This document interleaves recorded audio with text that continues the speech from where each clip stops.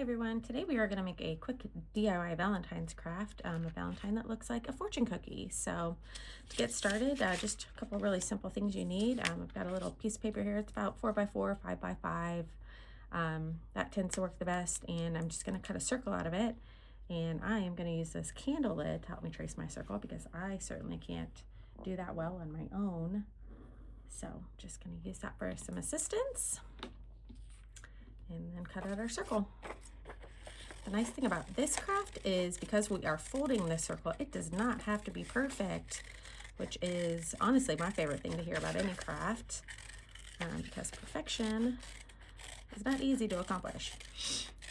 For this one, I find that just regular weight paper works the best. Cardstock is just a little too thick to fold the way we need it to, and construction paper just creases a little bit too easily, so I just like to use a regular like printer paper weight for this. So there's our base. In there we're going to write a little Valentine's message. This will be what's inside our fortune cookie.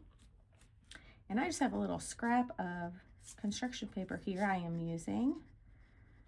You could use, pretty much any kind of paper you want for this. As you're writing your message, keep in mind that our paper needs to be just a little bit longer than our circle. So you want a little bit hanging out on this end and this end. So you just don't want your message to be too long. I'm just going to trim this down so that fits inside our cookie. So there we go. Now we are going to take our circle that we cut and we are just going to fold it in half. Give that a nice crease.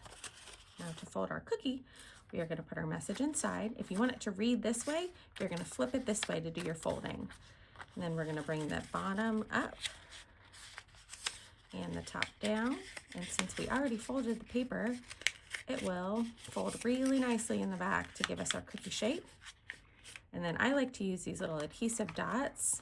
I just find that they work so much easier than trying to get glue down in tight spaces. So I'm just going to push that down in there on one side.